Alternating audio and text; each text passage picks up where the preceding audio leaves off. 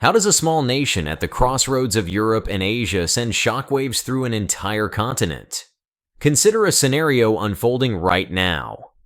Georgia, long seen as eager to embrace Europe's open arms, now hesitating, recalibrating, and possibly seeking alignment with a completely different global coalition, BRICS. This turn could unsettle Europe's strategic landscape, and it might come sooner than anyone expects. The question for every viewer is how this subtle but profound shift could reverberate through your own life, your own sense of what tomorrow will bring. Stay with this story, because it touches not just Georgia's fate, but the shifting tectonic plates beneath global politics. Reports from respected sources like Euronews and Financial Times indicate that while Ukraine and Moldova surged forward in their negotiations with the European Union, Georgia chose a slower path. According to a Politico article published in September, the Georgian government announced that formal EU membership negotiations would not intensify until at least 2028, a striking departure from earlier optimism. Official documents leaked from Brussels and Tbilisi show mounting frustration. EU officials quoted in Deutsche Welle expressed disbelief at Georgia's reluctance to meet certain democratic reforms and anti-corruption benchmarks. This delay is not just a technical matter, it's a statement. By pushing EU integration further down the timeline, Georgia signals a readiness to explore alternative alliances. The government, led by the Georgian Dream Party, insists that the reforms demanded by the EU are onerous and risk compromising Georgia's sovereignty. Instead of racing toward Brussels, Georgia appears to be charting its own course. But what emerges from such a decision? Is it a genuine pursuit of national pride and independent foreign policy, or a carefully orchestrated strategic pause before pivoting east and south to other global hubs of power? As we consider this, another development draws our focus: the surprising rejection of EU financial aid. But why turn down money from a powerful partner? In mid-2023, Reuters highlighted a curious decision. Tbilisi declining a substantial EU macro-financial assistance package worth tens of millions of euros. According to EurasiaNet, Georgian officials argued that these funds came with conditions: strict governance reforms and heightened accountability measures. Rejecting these terms can be interpreted as an assertion of sovereignty, a firm stand that Georgia will no longer passively accept what they describe as external blackmail. This maneuver, reported thoroughly in The Economist, didn't just preserve independence. It introduced a new logic. Georgia may be signaling that it can chart its own fiscal path. Perhaps it believes another alliance can offer financial support without strings reminiscent of Western conditionality. Could BRICS, with its new development bank, provide infrastructure loans and capital infusions without the same political preconditions that the EU insists upon? Yet, the money is only one part of the picture. Street-level sentiment matters too. If elites turn away from Europe, how do ordinary Georgians respond? Earlier this year, thousands flooded Tbilisi's Rustaveli Avenue, holding banners and chanting slogans reported by Al Jazeera and BBC News. The initial spark was a controversial foreign agents law, which critics said mirrored Russian-style legislation to stifle civil society. Although the bill was withdrawn, the protests revealed a deeper fracture. Should Georgia be leaning westward or forging a new path? Surveys by the Caucasus Research Resource Centers, CRRC, indicate nearly 80% of Georgians previously supported EU aspirations. But recent polls reported in Civil GE show that younger, more nationalistic segments of the population doubt the fairness of EU demands. They question whether Western orientation compromises Georgian identity and traditions. The protests, ironically, expose not just unity in resistance to restrictive laws, but a cleaved perspective.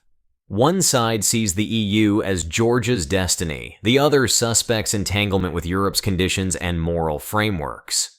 This tug of war leads to a crucial question: if not Europe, then who? Could another bloc offer Georgia autonomy and global clout simultaneously? BRICS has been making headlines. In August 2023, the bloc expanded to include new members like Saudi Arabia and Iran, as reported by Bloomberg. Their combined economic weight now surpasses the G7 in terms of purchasing power parity, according to data published in The Guardian. Georgia, a small economy of roughly 3.7 million people with a GDP near $19 billion, might see BRICS as less rigid in its demands. The EU requires complex institutional reforms for membership, from judicial independence to anti-oligarch legislation. BRICS, by contrast, focuses more on cooperation and trade without imposing the same degree of political homogenization. This might be appealing for a Georgian leadership eager to protect its political autonomy. But can BRICS truly elevate Georgia's global standing? Consider Georgia's unique geography, a critical land bridge connecting Europe and Asia. How might that factor into this strategic recalibration? Georgia sits at a crucial nexus, the Silk Road corridor. Pipelines carrying Caspian gas, black oil, and commodities snake through its mountains and valleys.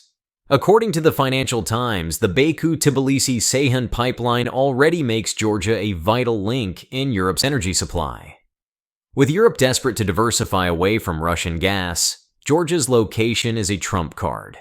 However, if Georgia leans toward BRICS, it could leverage this position differently, perhaps funneling Asian goods to the Black Sea, forging closer ties with China's Belt and Road Initiative, and engaging with India's expanding outbound investment strategies.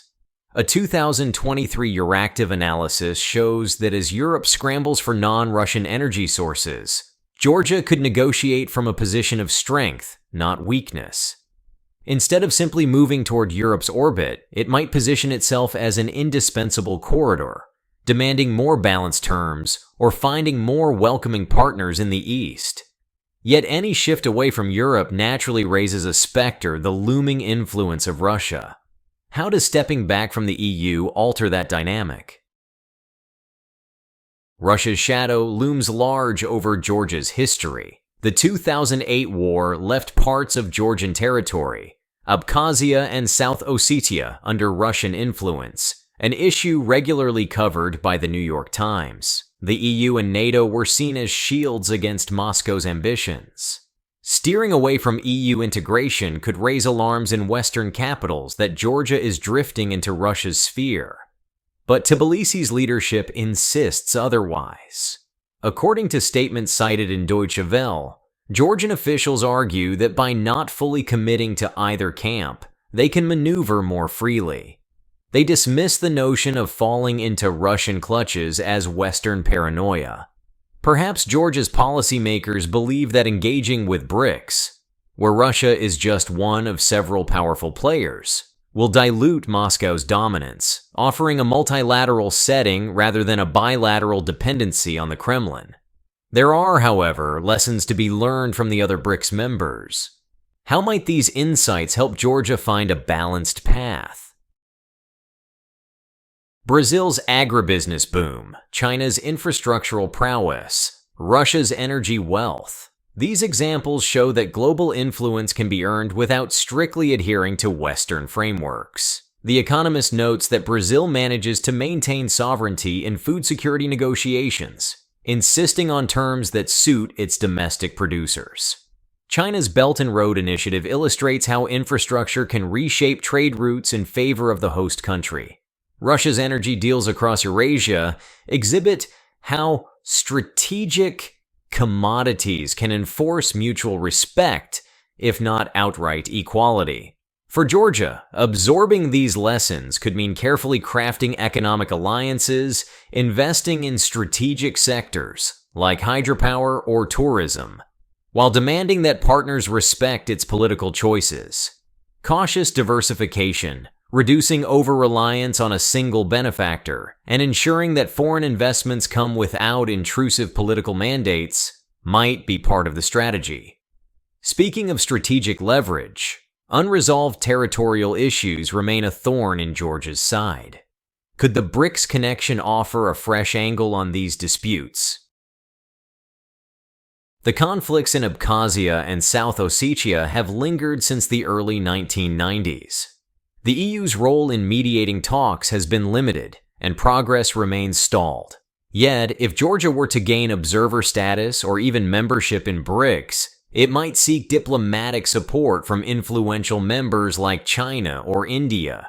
Nations often pursuing neutral or economically driven positions rather than Western-style conditionality. A foreign policy article in 2023 discussed how smaller nations sometimes leverage big power blocs to gain leverage in intractable disputes. If Georgia can frame its territorial conflicts not purely as regional ethnic tensions, but as obstacles to stable Eurasian connectivity, it might enlist more partners who see the benefit of resolution.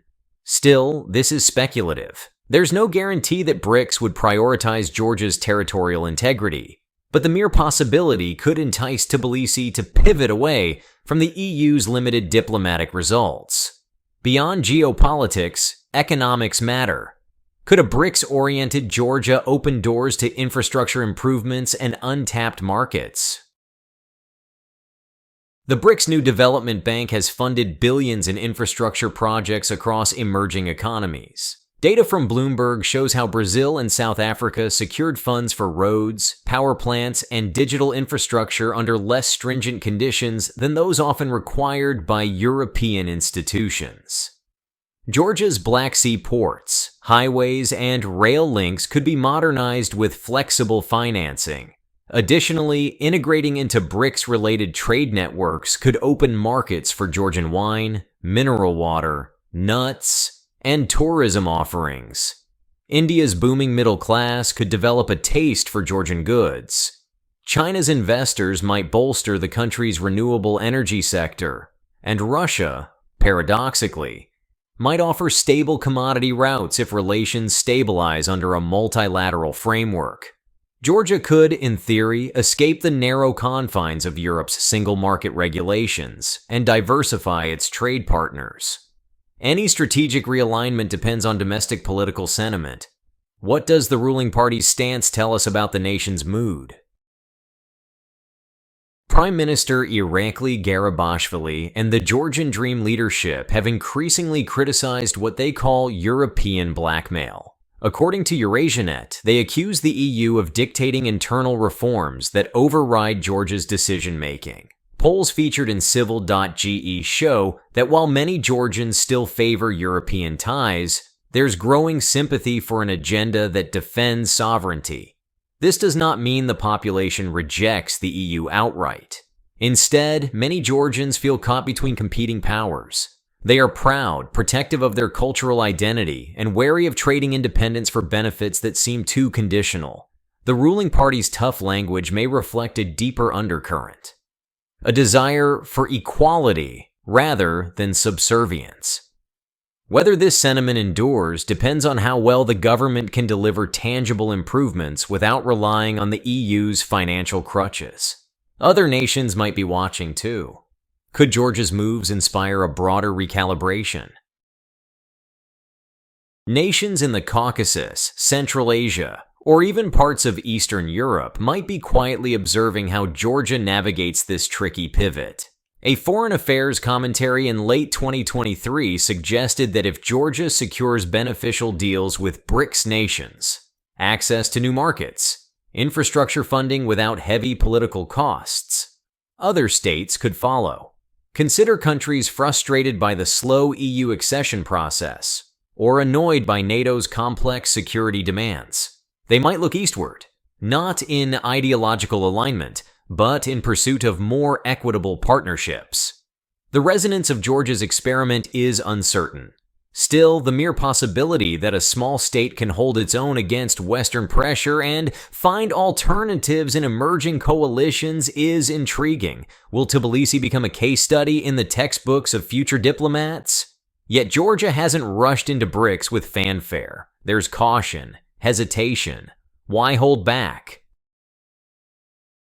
Thus far, Tbilisi hasn't made official moves to join BRICS. According to Euractiv, Georgia's diplomats maintain a subtle watchfulness. They might fear antagonizing the EU too abruptly, jeopardizing the visa-free travel and trade benefits they currently enjoy.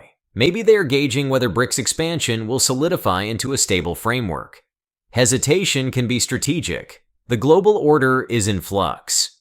European economies wrestle with energy crises. The US-China rivalry intensifies, and the Middle East shifts alliances. Georgia might simply be waiting to see which way the winds blow before taking a decisive step. Or perhaps it's missing a narrow window of opportunity while other countries scramble to secure their footholds in the emerging multipolar world. Every major strategic choice carries risks and rewards. How does Georgia's potential pivot measure up? On one hand, moving toward BRICS could mean easier credit lines, diversified trade partners, and less external interference in domestic reforms. On the other, Georgia might risk alienating Europe, losing out on grants, training programs for civil servants, and access to the world's largest single market. The West might impose subtle diplomatic costs, while Russia could still pressure Georgia in sensitive areas.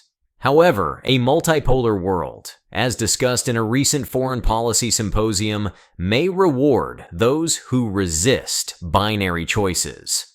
If Georgia plays its cards right, it could gain negotiating power, toggling between different economic poles. The risk is overestimating its leverage and ending up isolated if neither the EU nor BRICS fully embraces it. This uncertain equation is what makes Georgia's position so fascinating and perilous. With the world in flux and BRICS gaining momentum, how might this shape Georgia's destiny? The global order is no longer neatly divided between the West and the Soviet legacy. BRICS is evolving into a loose but influential counterweight, empowering nations that seek alternatives. Georgia's strategic bet could be that by engaging with BRICS, it will no longer be a peripheral European aspirant, always judged on Brussels terms. Instead, it could emerge as a central player in a new network of trade and diplomacy. Part corridor, part mediator, part beneficiary of multiple partnerships. Securing sovereignty in a world where large powers jostle for influence is no small feat.